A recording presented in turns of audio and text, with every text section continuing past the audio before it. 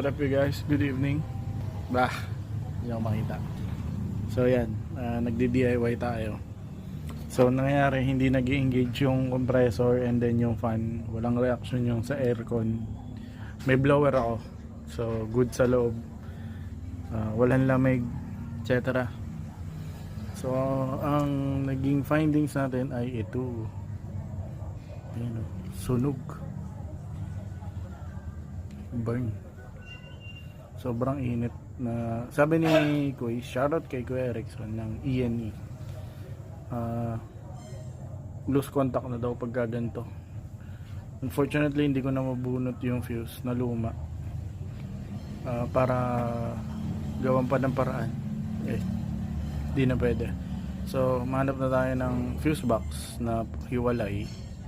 Yan na siya, and then yun yung gagawin natin. So sa mga lumang auto, yan, nangyayari talaga due to katandaan.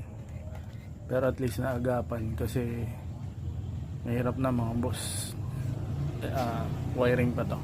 By the way, tinuruan tayo ni Kuya Erickson kung paano to gawin, and shoutout to Quiz. May mekaniko po na nag-aano sa akin, gaguide sa akin. Shoutout sa kanila kasi hindi sila madamot pagdating sa mga learnings, and kagaya nito na kaya ko naman gawin para mas okay. So ayan, pag-aaralan ko na lang paano tanggalin. And ayan, so bumili tayo ng bagong fuse box, and then yung ilalagay natin tong isang wire na to dito. Bumili tayo nun sa terminal. Ito. Yan.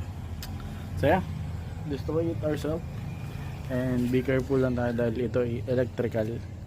Medyo masailan tayo sa ganyan. Anyways, don't mind the messy wires. Ganyan ko na nadatnan. Anyways, all stock pa rin naman. Same pa rin naman siya. So all goods. May mga nadagdag lang sa mga previous owner due to nag-sound setup. Pero yeah. Okay, nag-engage na yung AC. Binuksan ko na. Both fans gumagana.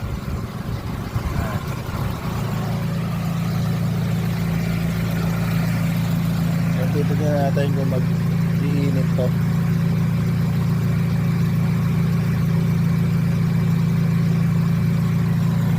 So itong fuse na to is nasunog sa loose contact. Pag nasusunog yung fuse nyo, tawag doon is ayun na, nag-loose contact na siya. So sabi ni Kuya Erickson, no choice ka na, magaganito na.